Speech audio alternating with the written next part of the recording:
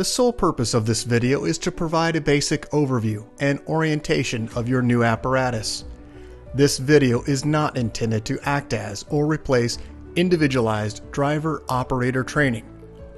Individual fire departments may base guidelines, policies, and procedures tailored for best practices.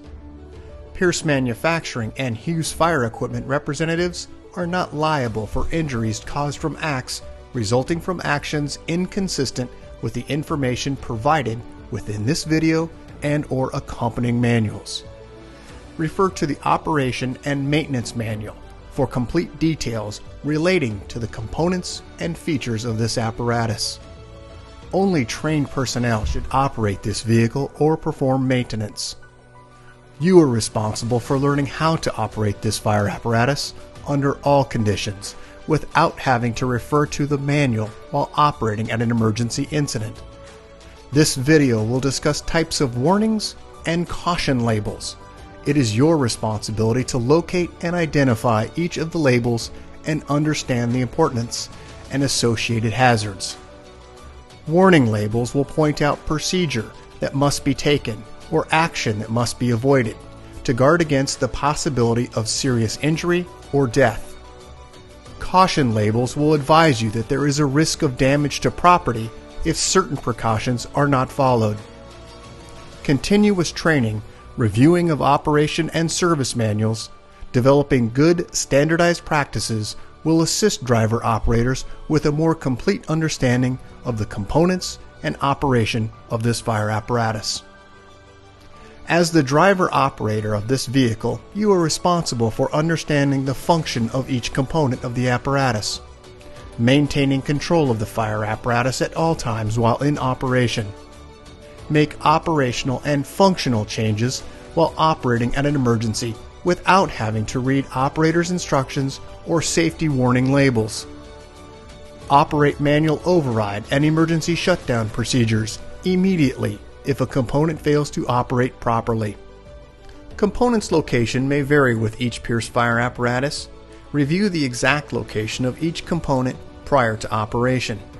Major inconsistencies between your vehicle and the information contained in this video should be directed to your sales representative. Safe operation of any vehicle is the responsibility of the driver operator. You must learn the location and function of all controls, switches, gauges, valves, inlets, and discharges. Due to a higher center of gravity, heavy trucks have a significantly higher rollover tendency than other types of vehicles. To reduce the risk of rollover, avoid making sharp turns, excessive speed, and avoid abrupt maneuvers. In the event of a rollover crash, an unbelted person is significantly more likely to become injured or die than a person wearing a seatbelt. In the event of a crash, unbuckled occupants can also become a hazard to other occupants, as they may be thrown around inside the cab. Seatbelts are required while in operation. Please refer to your warranty certificates for details and information enclosed in your manuals. Customer-installed equipment must be mounted to withstand road travel and comply with NFPA 1901. Modifications such as drilling holes or welding to structural frame components of the chassis are not permitted. Contact Pierce for instruction and review of non-structural sheet metal or other dissimilar metals for modification. Follow the radio installation guide for further assistance on installing or mounting electronics. Before placing your new apparatus into service, perform a primary inspection of key components of the apparatus, including all fluid levels, anti-lock braking systems, electronic stability control, and automatic traction control. Weigh your apparatus to ensure that it conforms to axle and brake ratings. Never exceed the gross axle rating printed on the label inside the cab. Exceeding these ratings could lead to reduced component life, personal injury, or death. Review the use of auxiliary braking systems, compression brake, exhaust brake, electronic retarder, and hydraulic retarder. Before placing the apparatus in service, refer to the operational maintenance manuals. Information on the operation and maintenance functions for the components such as the pump, pressure governor, and foam systems, along with other options, is provided in either the Pierce manuals and/or other manufacturer support information delivered with the apparatus. If you need more information, please contact Hughes Fire Equipment. Congratulations, City of Casa Grande, Arizona, on your new Pierce fire apparatus, job number 38284. Please utilize this 5-digit job number when referencing your apparatus with Hughes Fire Equipment and Pierce Manufacturing. We'll get started on a brief orientation, starting first on the face of the front bumper on the passenger side, electronic siren and PA speaker. Just inside that location, dual air horns on the passenger and driver side. Unit identifier in the center, along with your mechanical siren on the driver's side face of the front bumper. As we move up onto the bumper extension, you'll find hose storage location, Velcro tie downs. Moving over to the driver's side of the vehicle, you'll find a swivel discharge. Moving up to the outer edge of the cab, you'll find a marker turn indicator. Just inside that location is the headlight structure housing low and high beam headlights. Moving just above that location, emergency warning lights forward facing. Directly behind the Pierce logo is where you'll find the hood release for gaining access for fluid checks. Moving up to that, you'll find a windshield wipers across the seamless one-piece windshield and out to the outer edge, mirror housing a flat and convex mirror. As we move up to the brow of the apparatus, identification clearance lights, and then also slightly angled forward-facing floodlights. As we move up onto the roof, you'll find your emergency warning light bar. Located with inside the light bar in the center area is where you'll find your opticom. Moving up just above that location, you'll find a go light. This is a spotlight controlled from within inside the cab. Let's take a look at the forward section of the cab on the driver's side. We'll start first with the cab section. Starting first on the bumper extension, side-facing emergency warning light. As we move to the A pillar of the apparatus, this is the shoreline inlet. Easily accessible with a gloved hand. These are the combination door lock latch, and they are also keyed. Right next to that is the grab handle for gaining entry and exit into the cab. Just behind that location, behind the driver's seat, you'll find emergency warning light, and at the very top section, side-facing scene light. As we move to the rear cab wall, you'll find an LED water tank level indicator and an emergency warning light. Let's move to the pump panel area next. Just a quick shot of this, and we'll come back to this in great detail. We'll move now on to the body section. Starting first just forward of the front axle and to the rear of the axle is where you'll find your folding wheel chock storage location. Just in front of the axle, you'll find a marker turn indicator light. You'll also find two pan doors located here on the side, accessible with a lift and turn latch, and emergency warning light over the center axle and to the rear of the upper zone area, where you'll find a 360-degree emergency warning light. As we move to the rear portion of the apparatus, you'll find a brake, turn, and reverse light. In the lower section, emergency warning lights and also work lights. As we move up along the very top section, you'll find rear-facing scene lights. And then at the very top section, emergency warning lights. Identifying a few more items within this area. First, you'll find in the located above the step area, a storage location. Lift and turn latch gains you access into that space. Third brake light located over the center area. A recessed traffic advisor. Moving to the right side, fold down steps, and then also storage location for your ground ladders. And then up to the very top section, you'll find a storage location for backboard storage. Let's move around to the passenger side of the vehicle. We'll identify a few items within this area. Full view, same configuration and layout as we find on the driver's side. Now moving into the body section. Into the midsection area, where we'll cover a few more items within this space. And then onto the cab area. Let's go ahead and go back to the front of the vehicle, identify some close-ups, first of the bumper extension. We'll go ahead and take a look into the bumper extension hose storage location, dry deck material, and Velcro tie downs for securing the hose. Swivel discharge located on the driver's side. As we move now to the cab grill area, behind the Pierce logo is the hood release. Inside the hooded area is where you'll find your fill location for your windshield wiper fluid. Moving just to the right, you'll find the coolant recovery tank. Also on the rear cab wall, you'll find instructions for raise and lowering of the cab. Also some caution and danger placard information. Just to the right of the location, you'll find the tethered remote for activation of raise and lower. And then also a protected switch. This is the raise or lower switch. And then moving just to the right, you'll find the fill location for your power steering fluid. There is also a visual sight gauge. Moving around to the A pillar, it's where you'll find the shoreline inlet, auto eject, 30 amp.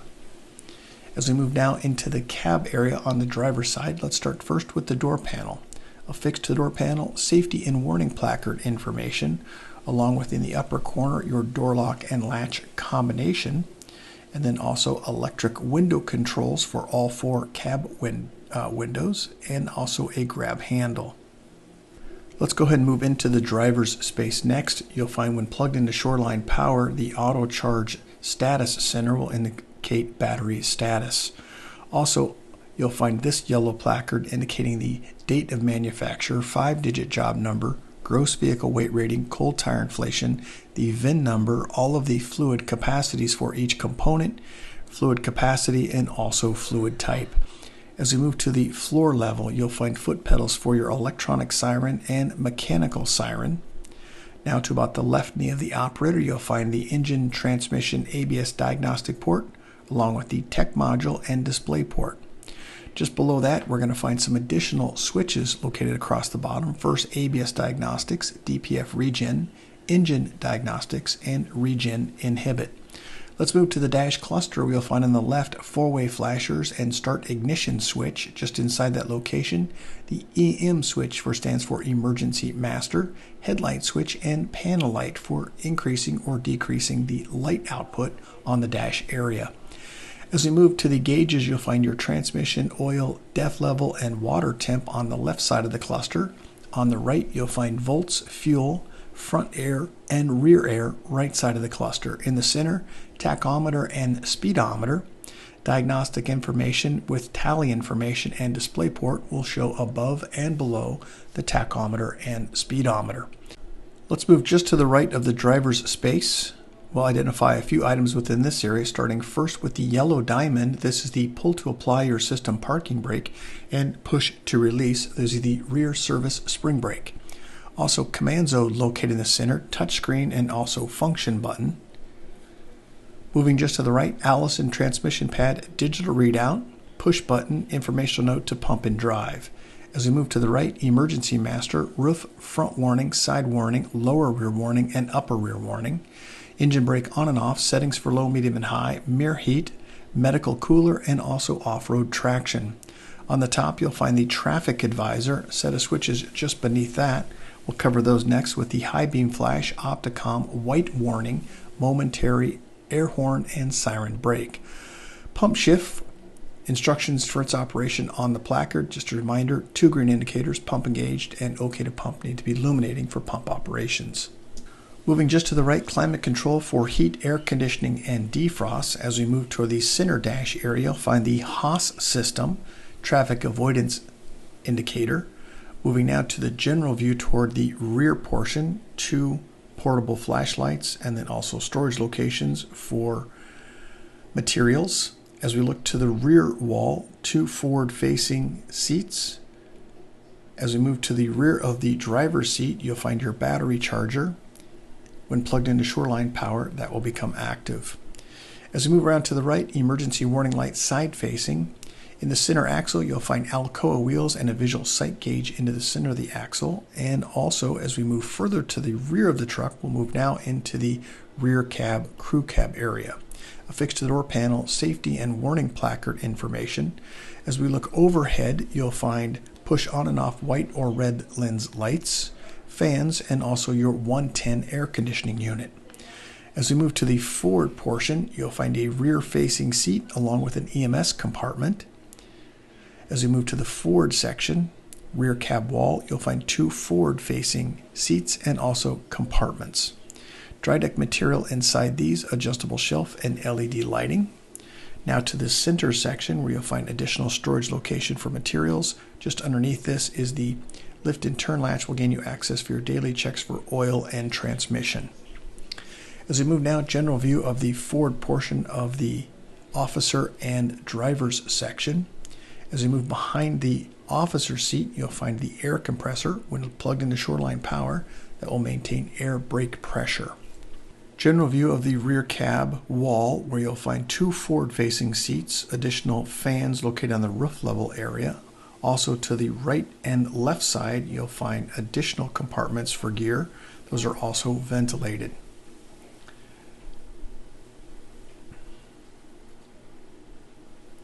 As we move to the sidewall upper portion, you'll find the climate control module. Let's go ahead and move back to the driver's space. Affixed to that upper corner of the driver's space is where you'll find your height, length, and gross vehicle weight rating. Length of the vehicle, 33 feet, 6.5 inches, height, 10.5 inches, and gross vehicle weight rating, 49,800 pounds. Also switch panel for front flood, driver, passenger, rear scene, alley lights, and load manager.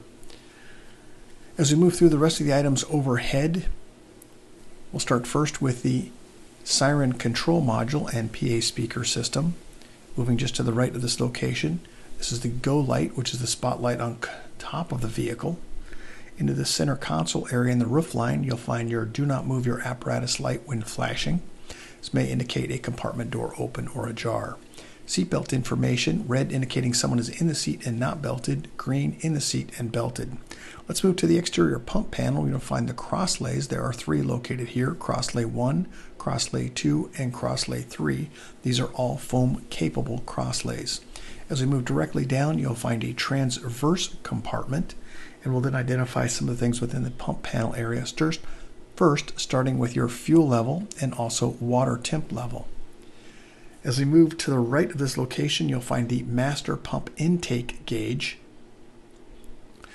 In between the master pump intake gauge and master pump discharge gauge, you'll find the vacuum and pressure test gauge ports. These are utilized for testing purposes and are plugged. To the right, pump discharge master gauge. And then also in the blue module, you'll find your water level indicator and foam level indicator in red. Let's move down, identify a few items. First with a warning placard indicating entanglement. Because of those lines moving from aloft, there is the possibility of entanglement. Also, only trained personnel should operate this piece of equipment, and that's only after proper training. Moving just to the right of this location, this is the gauge for your deluge discharge along with the wheel valve. Right next to that is the push to prime. For best practices, at least 1,000 RPMs. Moving further to the right is the engine cooler. This is a twist, not a pull. And then to the very far right, you'll find the pressure throttle governor module located in the upper right-hand corner. Moving just down from this location, you'll find a speaker. The outer edge of that bezel does rotate to increase or decrease sound level. As we move down, you'll find a minimum operation maintenance schedule placard. Also, you'll find all of our color-coded and labeled discharges. Red indicating foam capable. As we move to the right, you'll find the tank fill and recirculating line, and then just below that, the main pump drain.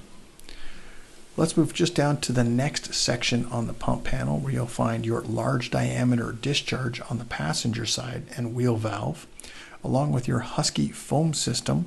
This is the red module along with instructions of that Husky 12 foam system. As we move to the right, you'll find the gray module which houses your switches. These are scene lights. In addition with those scene lights, you'll find at the very bottom an OK to pump indicating that the green indicator you've properly engaged everything inside the cab area. Moving to the right, the American flag Eagle Pierce logo, large diameter driver's side inlet. Moving further to the right, this is the tank to pump.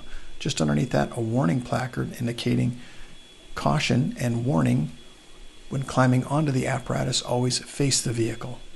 As we move down, you'll find your manual pump shift. Let's go ahead and move down to the next section of the pump panel where you'll find your wattress placard indicating the type of pump that you have, also color-coded and labeled discharge drains and air inlet. To the right, this is a 2.5-inch auxiliary inlet locally controlled via the ball valve, along with a warning indicating pressure hazard. Caps may be under pressure. Be cautious when opening them. As we move to the right, you'll find your foam fill location, and then also right next to that a warning indicating do not mix different brands or consistencies of foam for the possibility of foam failure. When onboarding or offboarding foam, this is the operational level for that. There are instructions on the rear portion of the door for its operation. Let's move just underneath the running board here where you'll find a few drains. They are color-coded and labeled. This is the foam pump intake drain and foam pump discharge drain. Also to the wattress placard indicating capacity 1,500 GPM. Back to the minimum operation maintenance schedule for test pressures at 150, 200, and 250 PSI. On the left is the associated test pressure for GPM. On the right, the associated RPM at that test pressure. Govern speed while in pump mode, 2,130 RPM. As we move into the next compartment, adjustable shelf and a pull-out tray, in the upper corner forward wall is where you'll find your Shoreline Power Breaker panel. A few images here with the tray pulled out, release located on the lower right-hand side. Let's move to the next compartment, which is your over-wheel compartment. Forward of the axle, SCBA bottle storage for 2 bottles, along with an oxygen bottle storage with retaining straps. As we move to the rear axle, Alcoa wheel and Michelin tire. Now to the rear portion of the axle, you'll find the fill location for your ultra low sulfur diesel. It is the silver cap. When the flap is moved downward, it exposes the 4.5 US gallon DEF tank, which is the blue cap. Let's continue through the rest of the compartments to the rear where you'll find adjustable shelves, pull-out tray, and LED lighting. Once again, release mechanism for that lower portion is on the lower right-hand side. All compartment doors are now open. General view. Let's move around to the rear of the apparatus. We'll identify a few items with the compartments open in this space. First, let's start at the rear with the rear scene light switch. This is a cupped switch that will activate rear scene lights. Also, as we move into the compartment, you'll find long handle tool storage and a 10-foot folding attic ladder. Hose bed dividers located. There are 2. They are movable. Also, as we move to the very far right-hand side, you'll find backboard storage location. As we move overhead, you'll find a warning placard indicating that because of those lines coming from aloft, there is the possibility of entanglement. Also, when climbing on or off the vehicle, always face the vehicle and never ride on the vehicle while it's in motion. As we move to the lower portion, you'll find an adjustable shelf and also a pull-out tray. The release mechanism for that tray is located once again on the lower right-hand underside of the tray. As we move to your ladder storage, 24-foot extension, 14-foot roof, and also backboard storage. We're now moving around to the passenger side of the vehicle, starting at the rear adjustable shelves. This compartment does have a medical cooler control module in the upper portion, and then the cooler is located in the lower portion. As we move to the over wheel compartment, you'll find SCBA bottle storage, 3 bottles to the rear, and as we move to the forward section, 3 bottles to the forward section. Once again, Alcoa wheel and Michelin tires. Just forward of the rear axle is where you'll find the exhaust. Extremely hot diesel exhaust temperatures do exist, especially during regen operation. Please be cautious where you park your vehicle. Moving now into the next compartment, adjustable shelves and a pull-out tray. Release located lower right-hand side of the shelf itself. Let's move into the pump panel area. We'll identify a few items, starting first with the cross lays. Once again, there are 3, same configuration and layout as you had on the driver's side. Also a warning placard indicating entanglement hazard. Because the line's coming from aloft, there is the possibility of entanglement.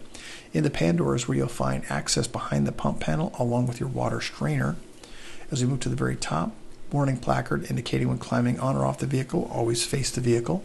Also, pressure hazard warning, caps may be under pressure, be cautious when opening them. There are two 2.5-inch discharges located on the passenger side. As we move forward to that location and just slightly downward, it's find the American Eagle Pierce logo, large diameter pump inlet on the passenger side, along with the large diameter discharge located on the passenger side, controlled from the pump panel. As we move down across the very bottom, all of our color-coded and labeled discharge drains. Moving to the forward section, transverse compartment. Moving into the rear crew cab area next. Let's start affixed to the door panel, safety and warning placard information, door lock and latch combination, electric window control, and grab handle. Overhead, push on and off white or red lens lights, grab handles, fans, and also air conditioning, 110 and 12 volt. General view into the area. First, you'll find the 2 forward-facing seats and 1 rear-facing seat. We'll go ahead and move now back to the exterior portion. Alcoa wheel, Michelin tire, visual sight gauge into the center axle area. And let's move into the officer space next, starting first with the door panel. Affixed to the door panel, safety and warning placard information, combination, door lock and latch, window control, and grab handle. As we move to the forward dash, your vehicle is equipped with an airbag, supplemental restraint system. There's warning information regarding that airboard, and then also the location of the airbag. As we move to the left of the officer seat, you will find these red and white candy cane style labels indicating spare wiring behind, also an option number. Please do not remove this placard until you've had an opportunity for your maintenance team to identify those sparing wires.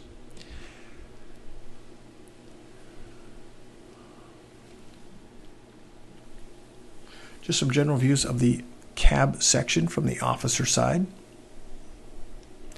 Overhead, we'll identify a few items within this space. First, starting on the far right-hand side, you'll find the Go light. This is the control module, which will control the spotlight just over the light bar in the center area. Front flood, driver scene, passenger scene, and rear scene. Also, as we move to the left, you'll find your AM/FM weather band Bluetooth radio. Further to the left, additional information regarding your radio, spare wiring is behind this panel. All compartments open now on the exterior passenger side.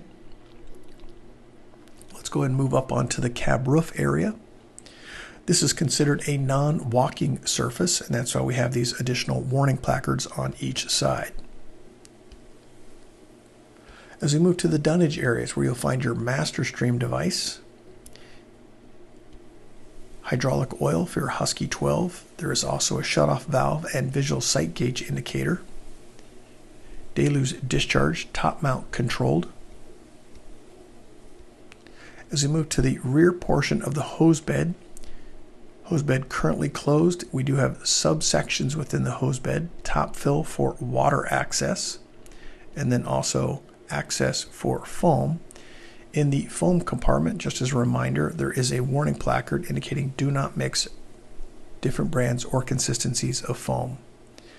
As we move to the hose bed divider, you'll find on the very far right-hand side in the image a 2.5-inch rear discharge.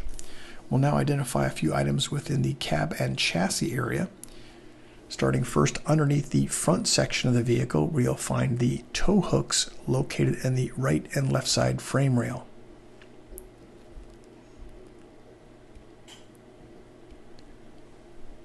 Moving now to the engine area, we are on the driver's side. You'll also find this bar. When the cab has been fully tilted, please store the bar into position for safety. Do not lower the cab onto the bar. Maintain equal pressure on both left and right cab cylinders.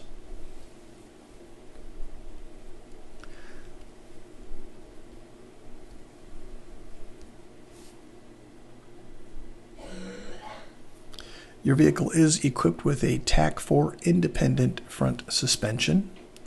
We're now on the rear portion of the engine, where you'll find your daily checks for oil and transmission. Onto the driver's side frame rail next.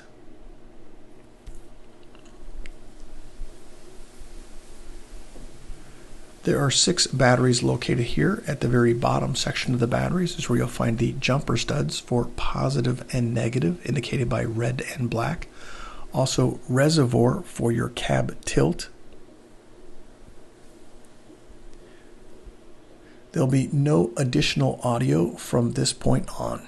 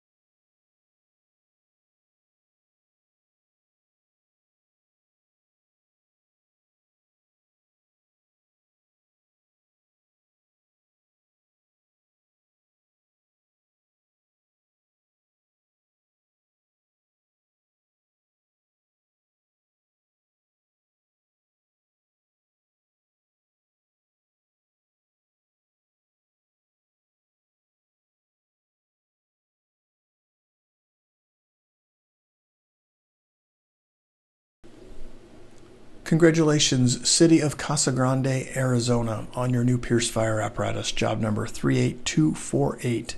If you have any questions regarding your vehicle, please contact your Hughes Fire sales representative. Thank you and congratulations.